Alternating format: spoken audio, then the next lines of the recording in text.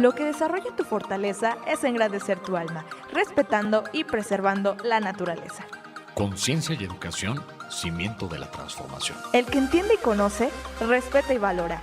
En Siempre Animal fomentamos ese principio para cuidar la biodiversidad. ¡Bienvenidos!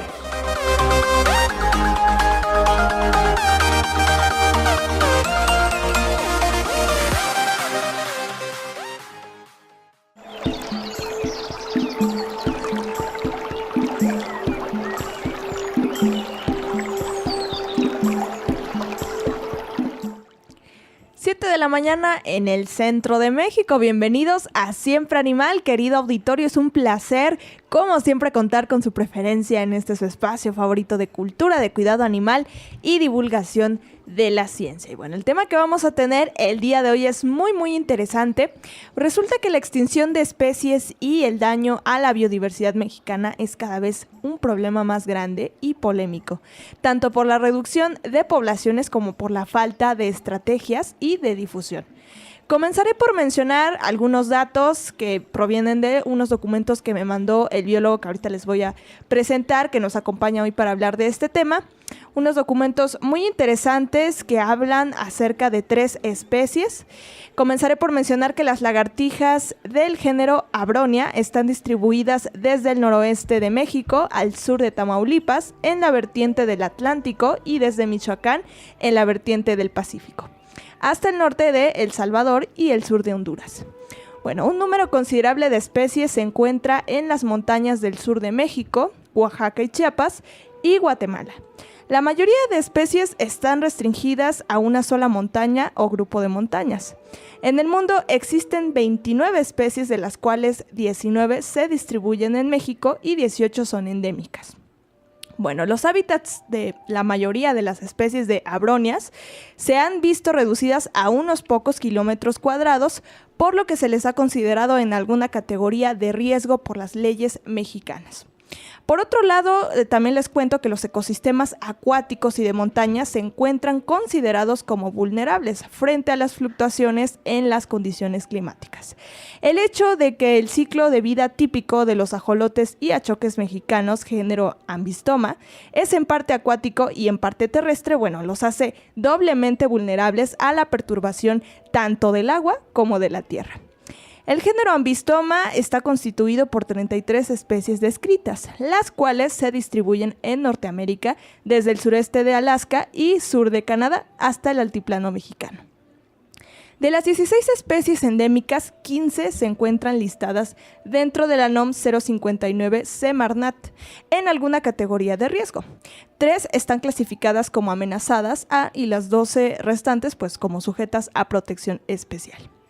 Y bueno, en cuanto a las serpientes, estas han tenido un simbolismo y una relevancia cultural para egipcios, romanos y griegos, pues las consideraban como símbolos de sabiduría, inmortalidad, fortaleza, protección y divinidad. Para las diferentes culturas mesoamericanas, bueno, la serpiente se asociaba con la fertilidad, la resurrección y la noche. Estas desempeñan un papel ecológico muy importante en los ecosistemas que benefician de manera directa e indirecta a los humanos. Son depredadores de pequeños mamíferos como por ejemplo ratones o ratas que pueden afectar los cultivos. Las serpientes de cascabel forman parte importante de la biodiversidad biológica y cultural de México.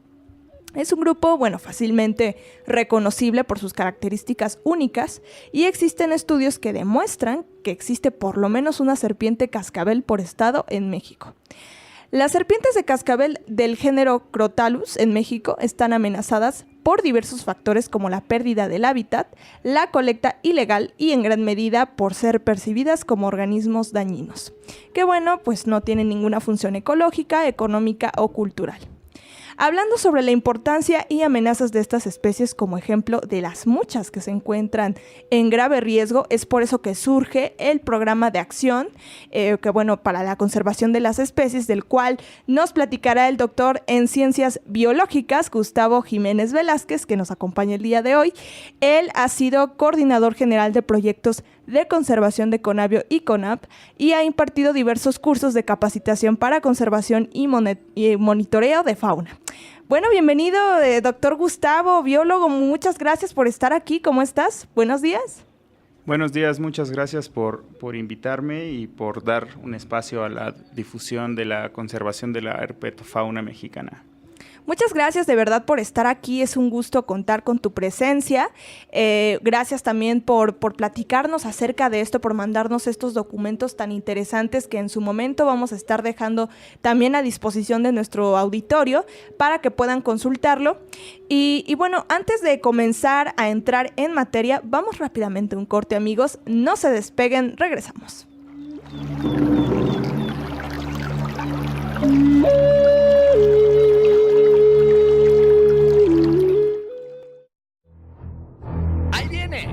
Ya llegó nuestro próximo corte. Dejémoslo pasar y continuamos. Estás escuchando promoestereo.com.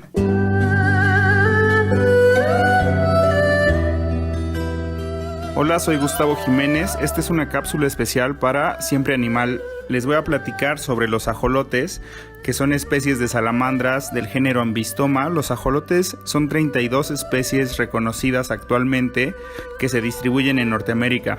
17 especies se distribuyen en México y 16 son endémicas al país. Esto quiere decir que solamente viven en México y en ningún otro lugar del mundo. 15 de estas especies se encuentran en la norma 059 Semarnat 2010, que es la que dice cuáles son las especies que están en alguna categoría de protección. Como les decía, se encuentran desde el sur de Canadá hasta el eje neovolcánico en México, que es la zona de mayor endemismo y diversidad de este grupo. Las salamandras tienen algunos atributos muy notables, como son, por ejemplo, que algunas especies permanecen en el estado larvario toda su vida. Otro aspecto que se ha estudiado de estas salamandras es que tienen el genoma conocido más grande en los seres vivos, con lo que hay un gran potencial en su ADN para conocer y estudiar. Otros aspectos culturales de gran importancia de los ajolotes para los mexicanos es que representa al hermano del dios Quetzalcóatl, al hermano gemelo del dios Quetzalcóatl, Xolotl. Y bueno, por todas estas razones es importante cuidar y conocer a las salamandras del género Ambistoma, ajolotes o achoques. Sus principales amenazas son la contaminación de los cuerpos de agua y la sobreexplotación de los cuerpos de agua. También la introducción de especies exóticas como la trucha en ríos y arroyos, ya que estas o se comen directamente a las salamandras o pueden competir por su alimento. ¿Qué podemos hacer para cuidarlas? No comprarlas en comercios ilegales, intentar no contaminar y sobreexplotar los ríos, no introducir truchas u otros peces exóticos en los ríos y documentar a través de Naturalista observaciones de estos animalitos.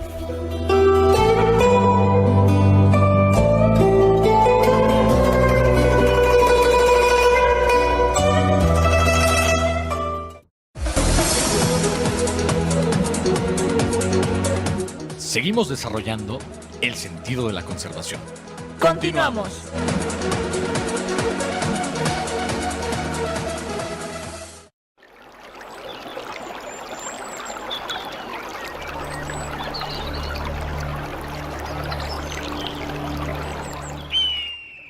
Muy bien, amigos de Siempre Animal, pues muchísimas gracias nuevamente por estar en este su espacio favorito de cultura, de cuidado animal y divulgación de la ciencia. Ya estamos de regreso, gracias por permanecer aquí y no moverse de donde están porque el tema que viene es muy muy interesante. Y para los radioescuchas que se van incorporando a la emisión, les cuento que vamos a tratar hoy el tema de Programa de Acción para la Conservación de las Especies. Y para hablar de este tema nos acompaña el doctor en Ciencias Biológicas, Gustavo Jiménez Velázquez. Muy bien, vamos a comenzar con esta entrevista tan interesante. Primero que nada, Gustavo, nuevamente muchas gracias por estar aquí. ¿Nos hablarías sobre tu trabajo y experiencia en proyectos de conservación como para que nuestros radioescuchas te puedan conocer un poquito mejor? Claro, antes que nada quiero aclarar que aún no soy doctor, soy candidato a doctor. Muy bien. Ya digamos, ya estudié todos los créditos del doctorado y estoy en proceso de titulación, ¿no? Entonces, era algo como ya que casi, quería decir. Ya casi, el doctor Sí. Gustavo. Muy bien. Estudié biología en la UAM Xochimilco y con mis amigos de la UAM, por ahí del año 2010, decidimos hacer una asociación civil que se dedicara a promover la conservación de la biodiversidad. Y a partir de esa fecha hemos estado haciendo proyectos de conservación de diferentes maneras, principalmente enfocados a la educación ambiental, a dar capacitaciones sobre el manejo de la fauna silvestre, sobre el análisis de los datos para promover pues acciones de conservación con sustento científico. Y bueno, desde el 2015 hemos estado trabajando con la Comisión Nacional de Áreas Naturales Protegidas, con CONAVIO, con algunas secretarías, con gobiernos estatales como consultores, desarrollando proyectos de conservación, principalmente con anfibios y reptiles, aunque también trabajamos otros grupos de vertebrados. Muy bien, es muy interesante esta parte. Creo que anteriormente no habíamos abordado mucho el tema de estas especies que también son muy importantes, los reptiles, y que también generan pues mucha curiosidad dentro de radioescuchas. Ya habíamos tenido anteriormente un programa, pero era sobre los manejos de vida silvestre, que también ahorita vamos a entrar un poquito de nuevo en materia para poder platicar acerca de los beneficios que esto tiene. Pero muy bien, muy interesante, Gustavo. Ok, bueno, ¿cómo surge el programa de acción para la conservación de las especies y quiénes participan? Pues el programa de acción para la conservación de las especies es un producto que está en el marco de la legislación mexicana. Lo que pasa es que en la legislación mexicana se aprobó algo que se llama la Estrategia 2040, que dicta las normas de cómo se van a ir desarrollando las diferentes áreas en el país, ¿no? Entonces, una de esas áreas es la conservación de la biodiversidad, y dentro de esas áreas de conservación pues está implícito que se tienen que hacer programas para la conservación de especies. Y esto lo hace principalmente una dirección de la Comisión Nacional de Áreas Naturales Protegidas, que es la Dirección de Especies Prioritarias para la Conservación, a través del Programa de Especies en Riesgo PROCER. Entonces, digamos que ellos son los que coordinan los programas de acción para la conservación de las especies. Y pues ya existen unos términos de referencia de cómo tienen que ser estos programas de conservación, digamos como un temario o un índice de los temas que debe de llevar este documento, y que al final son documentos que por un lado condensan toda la información biológica de las especies, la información biológica disponible, y por otro lado se consultan a especialistas, a personas que conviven con las especies y que las tratan para poder desarrollar una estrategia que sea viable y que sea aterrizada a una realidad, ¿no? Si te quedas desde la perspectiva académica solamente, pues se quedan los documentos en las tesis o en los artículos científicos, pero no se aterrizan a algo aplicado. Claro. Muy bien. Precisamente hablando de esta parte de la aplicación de los conocimientos, es decir, ya entrando en la práctica, ¿en qué consiste dicho programa y cuál será su principal eje de acción? Bueno, el programa, un poco te lo voy a describir a grosso modo, porque hoy venimos a platicar de 3 programas diferentes, ¿no? Entonces te voy a platicar como las generalidades de estos programas. Viene un objetivo, que este objetivo es promover la conservación de los géneros Abronia, Ambistoma y Cascabeles en México, a través de estrategias integrales, ¿no? Entonces, estrategias integrales quiere decir pues, que tiene que considerar aspectos legales, aspectos comerciales, aspectos sociales, por supuesto aspectos biológicos, aspectos ecológicos, aspectos de la situación, pues no sé, desde cierta perspectiva, pues no sé, el mercado, el comercio, etcétera, ¿no? Claro. Entonces tienes que identificar cuáles son las amenazas de las especies y sobre esas amenazas ir desarrollando las estrategias. Algunas estrategias van a tener como diferentes líneas de acción. Algunas son de difusión y divulgación, otras son de capacitación para el monitoreo o monitoreo per se, otras son protección y vigilancia, otras son recuperación de poblaciones, etcétera. Muy bien. Se mencionan 3 especies principales, que son las lagartijas del género Abronia, ¿no? Que son unas, por supuesto el ajolote, el ambistoma, que es muy muy, muy, muy importante y ahorita hay como mucha difusión respecto a esta especie. Y serpientes de cascabel. ¿Por qué decidieron comenzar con estas especies? Bueno, la situación es que en algún momento el gobierno mexicano hace una reunión de expertos, de biólogos de todo el país y les preguntan cuáles son las especies prioritarias para la conservación. Y entonces este grupo de expertos mexicanos se reúnen en Conavio y hacen un listado, ¿no? Entonces dentro de ese listado incluyen a las abronias, a los ajolotes y a las cascabeles. Obviamente incluyen a otras especies como el lobo mexicano, como el jaguar, como el águila real, dependiendo de pues la expertise de cada grupo, pues iban definiendo esta lista, ¿no? Entonces se conformó esta lista de especies prioritarias para la conservación. Y después los programas enfocados a la conservación de especies retoman esta lista y entonces ellos van guiando hacia qué especies tiene que ir la conservación. Entonces, en 2015 sale una convocatoria de la CONAMP a través del programa PROCER que atendí con mi asociación civil. El primer proyecto que hicimos fue sobre abronias, ¿no? Sale la convocatoria de abronias. Hay un grupo de expertos que le pide especial atención a la conservación hacia Semarnat, hacia CONAMP y hacia Conavio, y entonces Semarnat saca la convocatoria como la había estado sacando año con año, y bueno, resultamos nosotros quienes desarrollan ese proyecto. Muy bien. ¿Cuál es el nombre de tu asociación? Y platícanos un poco de la historia, ¿no? De tu asociación también y cómo han venido manejando estos proyectos de conservación. Bueno, la asociación se llama Vida Silvestre Coatl. Te comentaba hace un momento que se fundó en 2011, aunque ya habíamos estado trabajando un poquito antes, como un colectivo, digamos. En 2011 se constituye legalmente y estamos operando proyectos con el gobierno federal a partir del 2015. Antes sí teníamos proyectos de conservación, pero más bien eran con otras organizaciones de la sociedad civil o con escuelas o de manera privada. Hasta 2011 ya empezamos a tener contratos con el gobierno federal a través de sus comisiones. Y bueno, hace rato te decía que las personas de la asociación pues éramos amigos de la universidad. Y bueno, después los amigos se fueron pues, siguiendo sus propios caminos y básicamente el núcleo de la asociación pues lo seguí manejando yo y bueno, he colaborado con muchas personas que no propiamente son de la asociación, pero que hemos estado trabajando pues, hombro con hombro en proyectos de conservación y que son muchas personas. Son bastantes. Muy bien.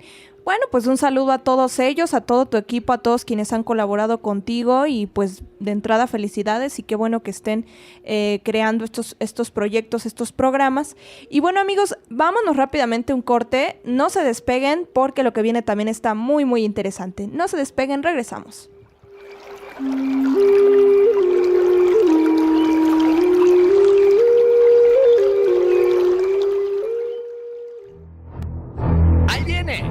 Ya llegó nuestro próximo corte. Dejémoslo pasar y continuamos. Estás escuchando promoestereo.com.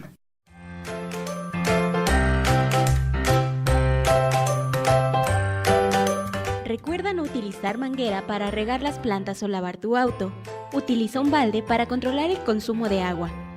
Muchas personas en el mundo viven en extrema escasez. Piénsalo. Promo Estéreo, promoviendo la preservación de la ecología y el medio ambiente.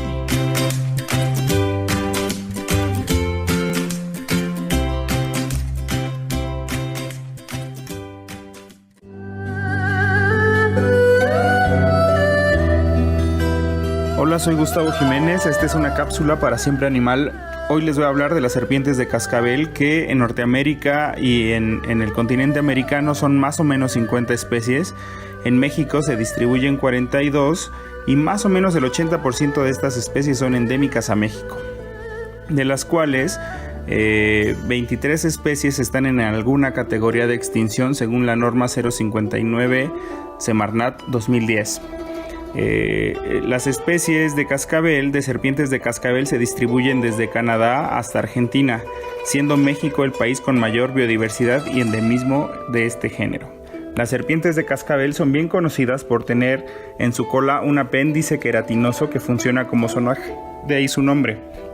Y bueno, también son muy conocidas porque son serpientes venenosas y porque potencialmente pueden causar daños importantes a la salud humana.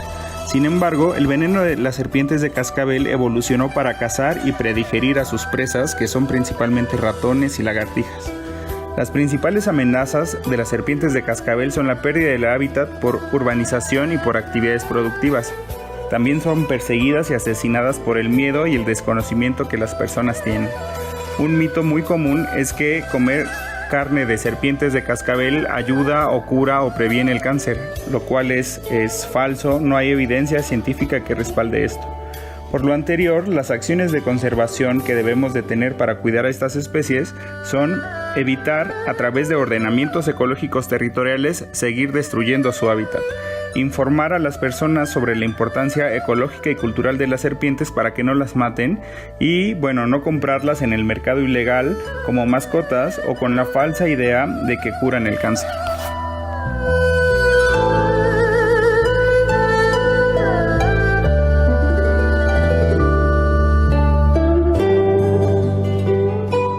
Estás escuchando promoestereo.com. Seguimos desarrollando el sentido de la conservación. Continuamos.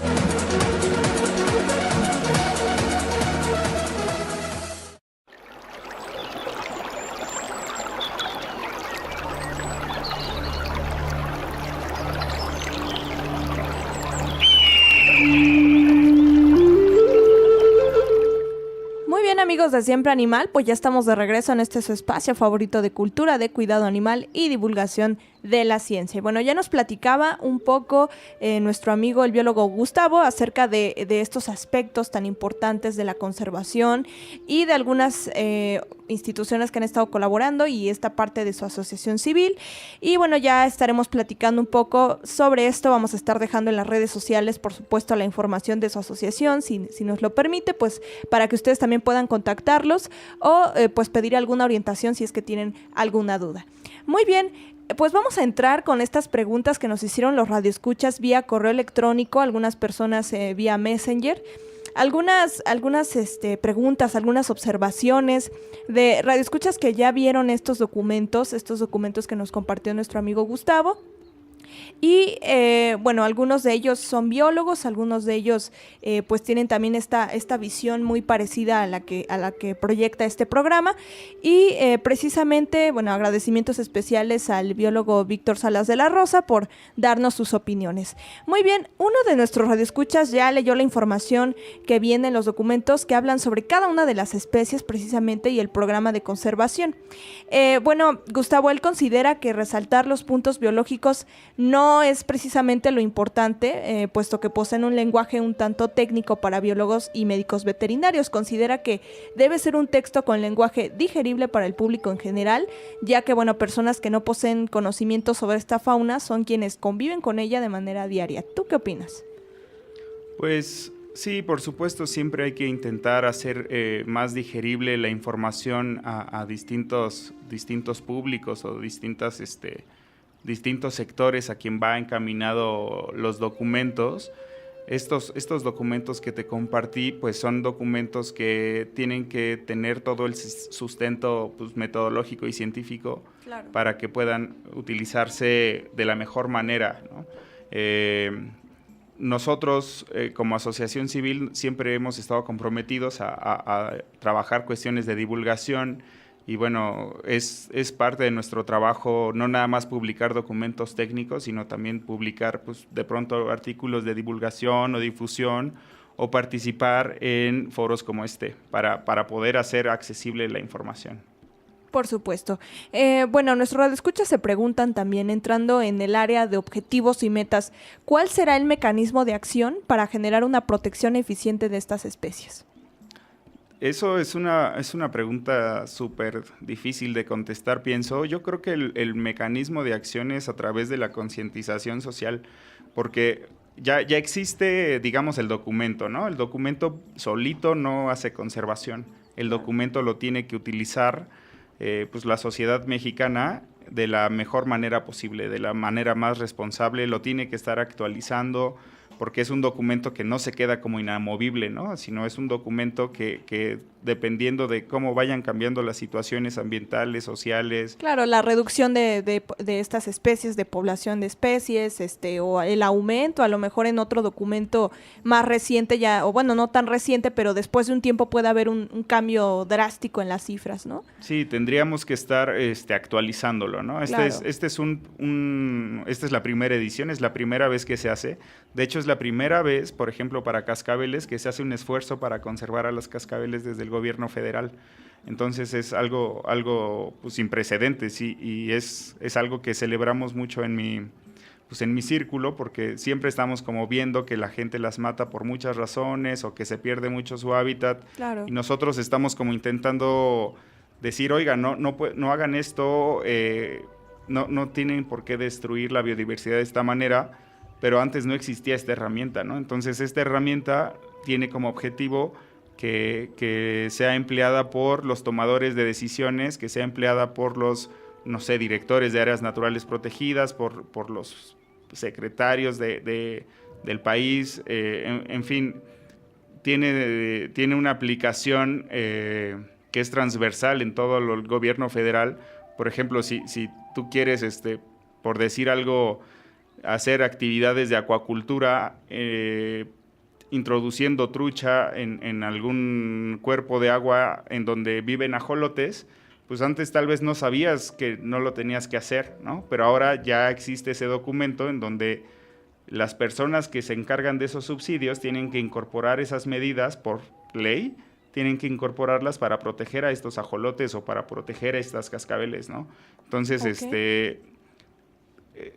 ¿Cómo vamos a hacer que funcionen estas estrategias? Pues es vigilando a las instituciones para que las instituciones lo acaten y las instituciones tienen que vigilar a la sociedad para que la sociedad también pues, ponga de su parte para la conservación, del mismo modo, ¿no? Muy bien. Precisamente, ¿de qué forma el gobierno está colaborando con ustedes? Pues, por ejemplo, para la elaboración de estos documentos, lo que sucede es que se generan convocatorias públicas y las ponen unos términos de referencia y unas reglas de operación de los programas, y entonces las consultorías, que pueden ser, por ejemplo, asociaciones, universidades, empresas como laboratorios, etcétera, aplican y eventualmente se hace pues como un examen, revisan cuál es la propuesta más factible y en función de eso otorgan el proyecto a determinada empresa, ¿no? Entonces, desde esa manera, o sea, el gobierno federal nos está financiando a nosotros para hacer estos proyectos de conservación. Muy bien.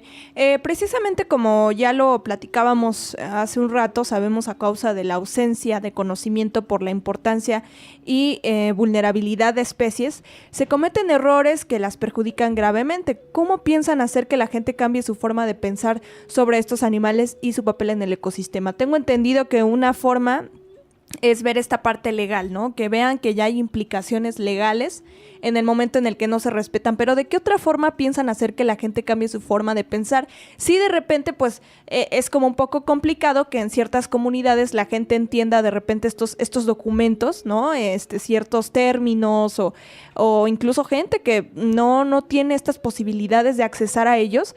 ¿Cómo piensan llevar esta información a ellos? Pues tenemos, por ejemplo, en nuestra asociación civil, tenemos un programa permanente de educación ambiental en donde llevamos a distintos foros, pláticas de divulgación y pues justo lo que hice en los documentos en un lenguaje medio técnico, nosotros intentamos platicárselo a los distintos foros. Tenemos amigos que hacen, por ejemplo, videoclips sobre conservación de la biodiversidad y lo comparten, otros amigos hacen infografías. Y bueno, pues dependiendo del sector, pues se van a ir enfocando en sus distintas áreas. Por ejemplo, la Conavio tiene un programa increíble de divulgación de la biodiversidad mexicana, ¿no? Entonces, ellos trabajan mucho, pues por ejemplo, medios digitales para acercar la información y los contenidos de una manera amigable a la población en general. Obviamente. Y bueno, y también tienen programas en donde promueven la capacitación a monitores comunitarios, en donde los capacitan primero a los monitores y luego los monitores pues se encargan de divulgar en sus comunidades, ¿no? Entonces, todas estas iniciativas que tienen que ver con la divulgación se hacen a distintos niveles. Se hacen, por un lado, a través de programas como el PROCER o como los programas de Conavio, y las asociaciones civiles y las universidades también ejecutan.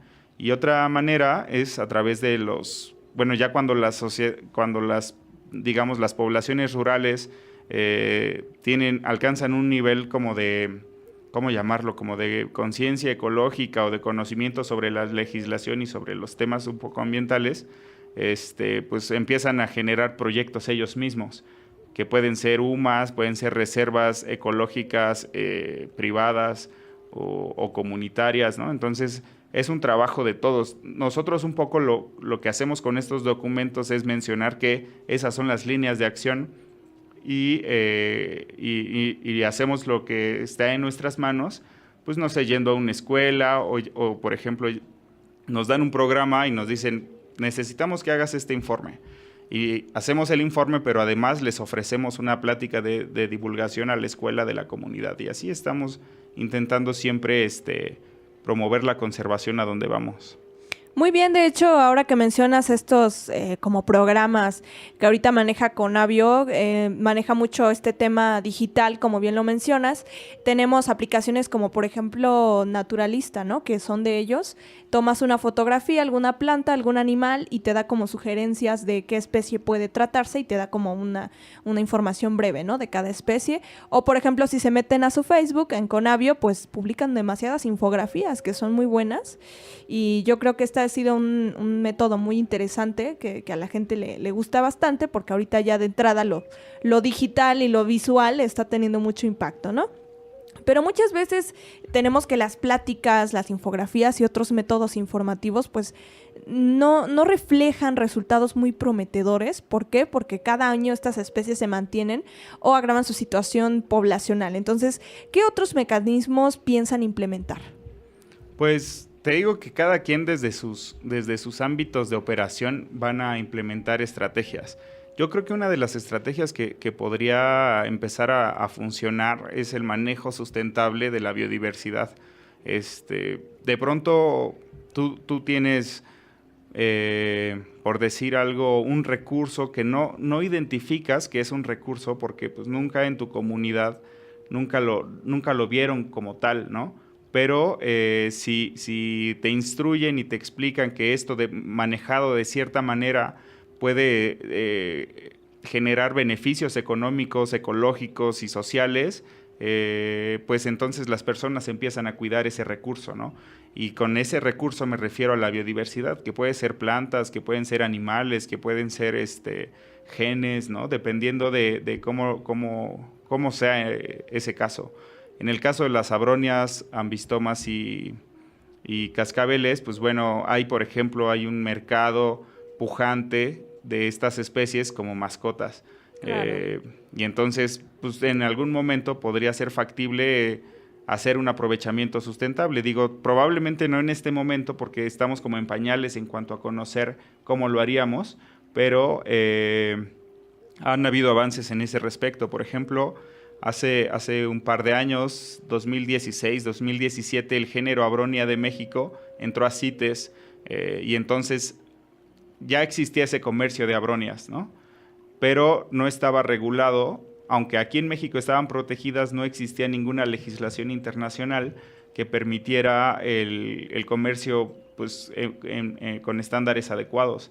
Entonces, una iniciativa de México y que un poco fue desencadenado por estos proyectos que hemos estado haciendo en colaboración con CONAMP y con Conavio fue meter a las abronias a CITES, y ahora todas las abronias que se venden en el extranjero deben de traer un acta de nacimiento mexicana, y esa acta de nacimiento garantiza que es una abronia que viene de una UMA, y esa UMA tiene un plan de manejo aprobado, y esa es como la legislación actual que tiene México. Si quieres tener y manejar fauna silvestre, tienes que tener una UMA bien establecida, un biólogo te tiene que autorizar y el plan de manejo, y tiene que garantizar que no vas a tener pérdidas poblacionales a través de ese manejo, ¿no? Entonces, pues es una ventaja que exista este instrumento de comercio internacional, porque antes no existía, y saliendo la bronia de México, pues se podía vender indiscriminadamente. Ahora ya se tienen que cumplir más requisitos y se promueve la conservación a través del manejo sustentable de la biodiversidad. Muy bien, y precisamente hablando de las UMAS, es decir, de las unidades de manejo silvestre, ¿consideras que la creación de estas unidades son una buena solución para muchas especies amenazadas? ¿O pueden contribuir incluso al problema? Porque a mí me llama un poquito la atención algo, ¿no? Hay algunos eventos en donde se dan estas especies exóticas, de reptiles sobre todo, como único requisito, pues, tener papeles de Semarnat, y digamos que no es muy difícil obtenerlos, que digamos, ¿no? Tienen algunos filtros, sí, pero yo he escuchado de eventos donde no es muy complicado obtener estos papeles. A mí, la verdad, pues sí me causa cierta incertidumbre, ¿no? ¿Qué pasa con estos animales? Porque finalmente tampoco se les dan seguimiento. Es decir, aunque tú tengas una UMA, pues no creo que le den mucho seguimiento las instituciones gubernamentales de medio ambiente, si las tienes bien, en condiciones adecuadas. Bueno, si el caso de los perros, de los gatos, pues ya ves que luego nos encontramos con cada caso, ¿no?, de maltrato animal, pero en el caso de estas especies exóticas, ¿tú consideras que la creación de UMAs son una buena solución? Pues como dices, yo creo que es un arma de doble filo. Bien manejado puede contribuir a la conservación de la biodiversidad, porque va a generar recursos en las comunidades que por no tener recursos destruyen el hábitat o venden a las especies, etcétera, ¿no? Así es. Entonces ahí va, o sea, son dos cosas que se tienen que observar en esta situación. Por un lado, pues los estándares de seguimiento que pueda tener todo este proceso de comercialización a través de Semarnat, Profepa, aeropuertos, puertos, aduanas, etcétera, ¿no? Que eso no tiene que ver con el sentido de las UMAS o del programa de UMAS como tal. Y por otro lado, también cómo lo manejen los usuarios y cómo lo manejen las personas, ¿no? O sea, si las personas, pues digamos, son deshonestas y quieren explotar de una manera más invasiva o más intensa sus recursos, pues tienen que estar regulados por una instancia reguladora que no sé si es Semarnat o Profepa, pero entonces debe de haber una vigilancia social por un lado y una vigilancia gubernamental, ¿no? Entonces creo que ciertamente nos falta mucho, pero creo que es nuestra responsabilidad como biólogos y como conservacionistas, pues estar empujando a que cada vez más se tomen estas medidas de manera más seria y más profesional. Así es, precisamente era lo que yo pensaba. Creo que valdría la pena comenzar programas de conservación y también vigilancia en este aspecto, que se hagan auditorías, que las instituciones gubernamentales estén más al pendiente, que, como dices tú, o sea, leyes, normas, hay bastantes, pero que se cumplan. Ese es el reto. Yo creo que es el reto no solo de este tipo de temas, yo creo que de todos los temas que se puedan legislar, es indispensable que se vea que se cumplan estas normas, estas leyes. Pero precisamente en este tema de las unidades de manejo silvestre, sí te lo comento porque lamentablemente, digo, está muy bien la intención de querer ayudar a estas especies exóticas, pero si no sabemos manejarlas adecuadamente, manipularlas, o no tomamos un curso previo o una capacitación, pues estamos finalmente haciendo que el animal, no sé, o sea, le estamos dando una vida que no corresponde, ¿no? Finalmente no es contribuir, sino al revés, ¿no? Es de todas maneras contribuir, pero al maltrato animal. Entonces, creo que valdría la pena que se hicieran también programas de auditorías y vigilancia de las UMAS. Claro, sí, creo que es un tema que queda pendiente y que pues justo tenemos que promover a través de programas o a través de artículos o a través de notas periodísticas, que pues hay situaciones que tal vez no están funcionando bien y que en donde las autoridades se tienen que poner las pilas para que las cosas vayan mejor. Y que los filtros, obviamente, también de Semarnat y todas estas instituciones sean más pues más difícil es tener estos permisos, estos papeles, ¿no? Pues también se prestan a muchísimas cosas. Y finalmente también esta parte de la venta en los mercados. Tenemos, por ejemplo, el mercado de Sonora, que está lleno de animales exóticos, mercado negro, o sea, muchísimos mercados que están pues siendo parte de esta problemática. ¿Se piensa hacer algún programa que sea finalmente también de tratar ya de combatir esto, que sé que es muy difícil por el lado de los intereses económicos, es un tema delicado incluso, ¿no? Pero ¿hay algún programa que ya esté contemplándolo? Pues te digo, por ejemplo, en estos programas que se acaban de publicar tocamos ese tema. Sin embargo, hay autoridades competentes que deberían de estar ahí, o sea, desde Hacienda, que pues obviamente no van a generar impuestos, animales exóticos ilegales, ¿no? Claro. Entonces, hay muchas personas involucradas en esas actividades ilícitas y pues es un problemón, ¿no? Es un problemón, a veces hasta pues denunciarlo o hablar de esto, pues es un problema que siempre va a estar ahí. Yo le apuesto más a que si tú educas como a la sociedad en general para que no consuma esos animales, o sea, no los compre, pues eventualmente ese mercado se va a ir acabando, ¿no? Pero bueno, el mercado ilegal es algo que le pega mucho a estos grupos, principalmente a las abronias. Ya hay muchos más ojos puestos en este grupo o en estos grupos en los últimos años, especialmente por este tratado CITES que te digo que se aprobó en Sudáfrica. ¿En qué consiste este tratado? Pues CITES es una convención internacional de venta y de tráfico de fauna silvestre legal, ¿no? Uh-huh. Entonces, consiste en que hay una autoridad científica mexicana en que propone que ciertas especies entren en una categoría CITES o no. Hay varias categorías CITES, pero, por ejemplo, hay una categoría que es prohibitiva. Estas especies bajo ninguna circunstancia se pueden vender, se pueden comprar. Hay otras que dicen, estas se pueden vender o comprar siempre y cuando salgan con estas características, uh-huh. Siempre y cuando exista esta trazabilidad de los productos.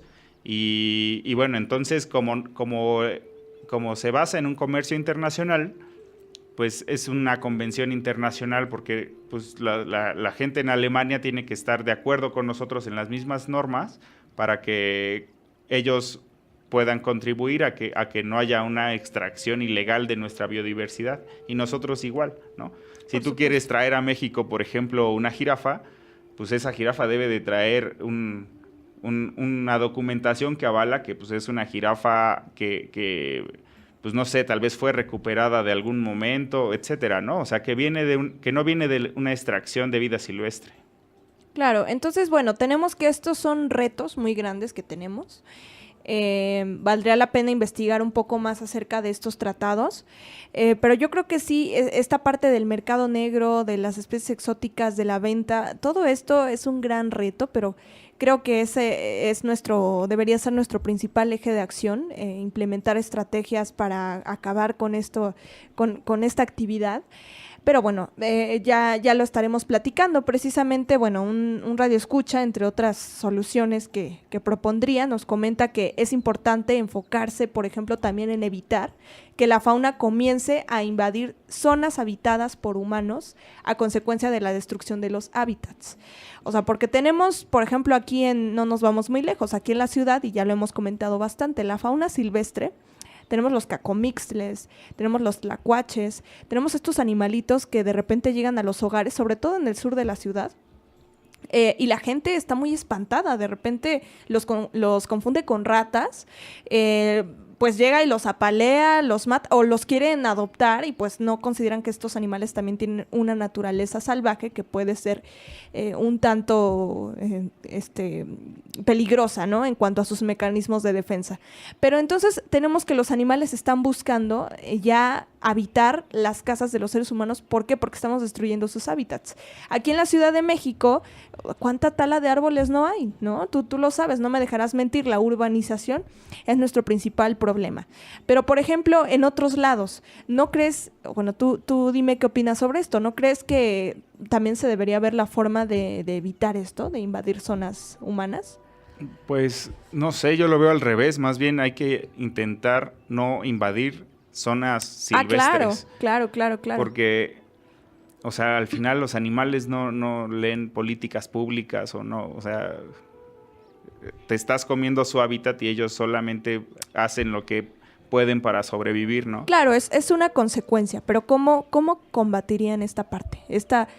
No sé, ¿piensan tener algún programa de llegar a acuerdos con la gente que de repente hace proyectos en zonas naturales o Hay otros instrumentos legales que hablan de ese tema, se llaman programas de ordenamiento ecológico y territorial, ¿no? Entonces, estos programas de ordenamiento ecológico y territorial tienen como objetivo que se pueda garantizar, pues por un lado, el desarrollo urbano de una manera pues lo más sustentable y civilizado posible, y por otro lado, conservar espacios que son de importancia biológica, y por otro lado también utilizar los espacios que son de importancia productiva, ya sea agrícola, ganadera, etcétera, de la mejor manera posible. La idea es que tienen un espacio, tienen intereses muchos grupos y muchos sectores, hay una legislación y entonces no es que todos hagan lo que quieran hacer, porque pues, está como regulado que hay unas partes en donde ya no te puedes meter porque es área federal de conservación,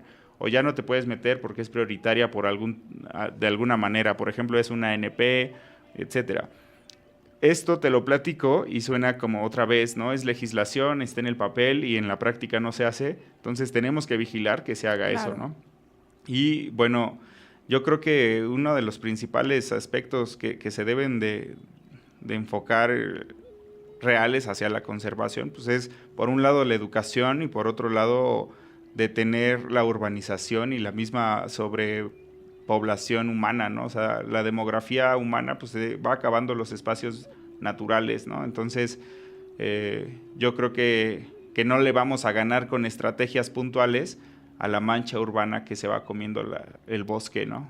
Aunque aquí hay algo muy curioso, a lo mejor saliéndome un poquito del tema, pero bueno, vale la pena mencionar que sí estamos creciendo bastante en población, los seres humanos, pero creo que también la Tierra adapta, no sé, tú me podrás decir más sobre esto, adapta ciertos como mecanismos donde también pretende acabar con la población. Tú sabes que este proceso evolutivo de la Tierra, pues algunas especies tienen que extinguirse con el tiempo, ¿no? Mucha gente cree que se extinguen solamente por la mano humana, que de paso, pues sí es una consecuencia muy, muy frecuente, porque lo que hacemos es acelerar esta extinción, este proceso de extinción. Pero yo creo que así como nosotros aceleramos ese proceso, bueno, también nosotros tenemos, o la Tierra tiene ciertos mecanismos para quitar esta sobrepoblación humana, ¿no? No sé, tenemos el caso de las epidemias, o de qué forma tú crees que la Tierra también quizás reduzca esta parte de la población humana. Híjole, pues es una pregunta que no sabría cómo contestar. Es interesante. Déjame ¿no? ponerte un ejemplo. Imagínate que tú tienes una pecera y que viven 10 pececitos en tu pecera. Uh-huh. Y entonces tienes un botecito de comida y les empiezas a dar el botecito y se empiezan a reproducir los peces. De tal suerte que un día ya se te acabó el botecito de comida y ya tienes muchos más peces de los que empezaste. Entonces el espacio no se hizo más grande, ni encontraste más comida. Es el único planeta que tenemos y no va a crecer en cuanto a su tamaño. Claro. Entonces, en el momento en el que se acabe el botecito de comida, en ese momento se van a morir todos los peces. Y tal vez sobreviva uno o dos, que son estos que se pudieron adaptar, pero a este paso al que vamos, pues va a haber una crisis de extinciones increíble y en términos de población humana, pues sí se puede prever, pues en algún momento que haya una pérdida poblacional humana importante. Y no es algo que se sospeche apenas, ¿no? Es algo que al menos desde los 70s se conoce. Han habido varios libros en donde han denunciado este caso, la primavera silenciosa, les recomiendo que lo busquen, o bueno, no recuerdo en este momento otros, pero hay algunos autores que hablan de esto y hay modelos ecológicos como es el caso de Bomber Talanfi, que es algo otra vez muy técnico, ¿no? Pero el chiste es de que tú tienes esta población que va increciendo y llega un momento en donde el crecimiento es insostenible. Entonces, no va a haber un crecimiento regulado después de un punto, sino se va a caer todo el sistema. Por supuesto. Entonces, no nada más se van a morir las poblaciones humanas, sino como hay un desbalance en la biomasa y en la energía en el sistema, pues se va a tener que reordenar todo, ¿no? Es que eso es lo fascinante de la naturaleza, cómo nosotros seguimos pensando que podemos hacer con los recursos lo que nosotros queramos, ¿no? Y no nos damos cuenta que nosotros necesitamos de esos recursos, por eso hay que cuidarlos, pensamos que son eternos, y finalmente vuelvo a lo mismo, la naturaleza no nos necesita, nosotros a ella sí, y va a llegar un momento en el que va a lograr la Tierra regularse. Obviamente no nos va a favorecer a nosotros, pero es como una consecuencia, porque ese es el pensamiento, estamos acabando con la Tierra, ¿no? Estamos acabando con nosotros, ¿no? Con esta parte de la extinción de las especies, etcétera, ¿no? Entonces, es algo para reflexionar, como paréntesis lo decimos. Yo creo que valdría la pena, pues, ver esto que nos comenta nuestro amigo Gustavo. Y, bueno, finalmente, Gustavo, y como para cerrar con broche de oro, muchas veces las organizaciones gubernamentales, las instituciones, pues nos hemos encontrado con algunos problemas, incluso en el proyecto Siempre Animal, algo de la eficiencia, ¿no? Algo de falta de personal para que nos puedan ayudar en ciertas cuestiones, como de repente, incluso aquí en la Ciudad de México, pues perros, que de repente la Brigada de Vigilancia Animal no tiene personal capacitado, u otras organizaciones. ¿Tú qué opinas sobre la eficiencia de las instituciones ambientales gubernamentales? ¿Crees que esto ha influido de sobremanera en esta problemática? ¿Qué faltaría? Yo creo que falta presupuesto para esas instancias gubernamentales. Me ha tocado ver a gente que en verdad es muy buena y es muy capaz y tiene muchas ganas y es muy talentosa y se duerme a las 3, 4 de la mañana trabajando hombro a hombro con los conservacionistas, y estoy seguro que por ellos no hay problema, ¿no? El problema es que si por ejemplo, un área natural protegida de 100 hectáreas necesita 10 personas para que la manejen eficientemente, solamente hay una plaza para esa área natural protegida, ¿no? Okay. Entonces, hace falta mucha más inversión en la conservación de la biodiversidad. Simplemente, pues, si tú te das cuenta cómo han ido los programas de, por ejemplo, el Prócer o este tipo de programas, si les quitan presupuesto, se dejan de conservar a muchas especies, ¿no? Entonces, las instituciones, pues son como ambivalentes, porque por un lado tienes una planta de técnicos y una planta de funcionarios que están realmente comprometidos con la biodiversidad, y por otro lado, pues tienes a funcionarios que van rotando de secretaría en secretaría, pues porque su trabajo no es técnico, sino más bien de índole político. Claro. Y pues estas personas de arriba son las personas que deciden cuánto se tiene que invertir en la conservación de la biodiversidad. Entonces yo creo que desde esa perspectiva pues está mal gestionados los recursos para la biodiversidad. Por supuesto, y hay que poner especial atención en esto. Yo creo que tanto esta parte de dar seguimiento a la legislación como a las instituciones, y pues tratar de fomentar que también se invierta en esta parte incluso de la investigación, que es algo muy olvidado, tú lo sabes, de la investigación de la ciencia.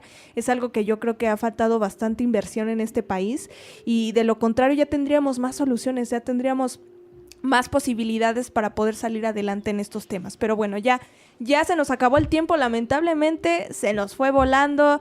Este tema es muy interesante, vamos a estar dejando el podcast próximamente para todos nuestros radioescuchas que se lo perdieron. Y bueno, amigos, pues muchísimas gracias, de verdad. Recordemos, el uso adecuado de los recursos y el capital para la protección de la biodiversidad debe ser prioridad. Tener personal capacitado en las secretarías e instituciones ambientales, pues también es prioridad. Quizá deberíamos comenzar por preocuparnos de lo que hacemos nosotros por nuestra sociedad, nuestro país y nuestro planeta. Así, en poco tiempo, quizá las poblaciones naturales de cualquier especie se verían beneficiadas. Es deber de todos informarnos y cuidar de nuestro entorno. La naturaleza, recuerden ustedes, no lo necesita, nosotros a ella sí. Muchísimas gracias al biólogo Gustavo, muchísimas gracias, Gustavo. Gracias. De verdad, gracias por compartirnos tu conocimiento. Vamos a estar dejando todos tus datos en redes sociales, si así nos lo permites, para que nuestros radioescuchas puedan buscarlos y pedirles algún tipo de orientación. Muy bien, amigos, excelente inicio de semana. Queridos radioescuchas, no olviden visitar las redes sociales, el blog y nuestro canal de YouTube. Estamos, como Siempre Animal Oficial. Muchas gracias y los espero el próximo lunes, solo aquí en Siempre Animal, su espacio favorito de bienestar animal y divulgación de la ciencia. Hasta pronto.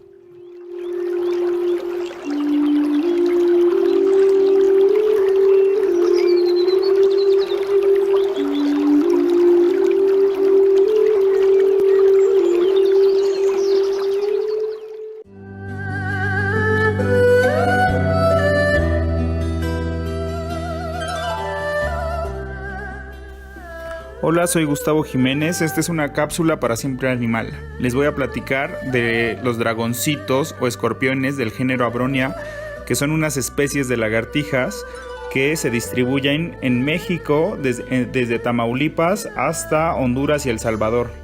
Existen alrededor de 30 especies de estas lagartijas, de las cuales 20 se distribuyen en México y una compartimos solamente con Guatemala.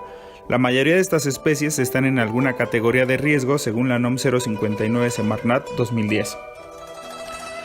Las abronias son animales muy bonitos. Abronia en griego significa hermoso, lo cual ha generado que haya una gran demanda comercial por aficionados a los animales en cautiverio, y esto ha provocado que estén en peligro por el tráfico ilegal. Por otro lado, la pérdida del hábitat es una de sus principales amenazas también. Y en zonas rurales son muy temidas y asesinadas porque las consideran animales venenosos, aunque no lo son. Por lo anterior, la forma de cuidar estas especies para conservarlas es no comprar ni promover en el mercado ilegal de estas lagartijas ni de la fauna silvestre. No destruir los bosques templados, los bosques de niebla, que son sus hábitats. Informar a los habitantes de las zonas rurales donde estas especies viven que no son especies venenosas y que no tienen por qué temerles. Y hay algunos casos de especies perdidas que tienen mucho tiempo que no se han visto. Estas especies están en Chiapas, en Oaxaca y en Veracruz, por lo que registrar a estas especies a través de la plataforma naturalista es de gran importancia para comprender mejor su distribución geográfica y aspectos importantes de su...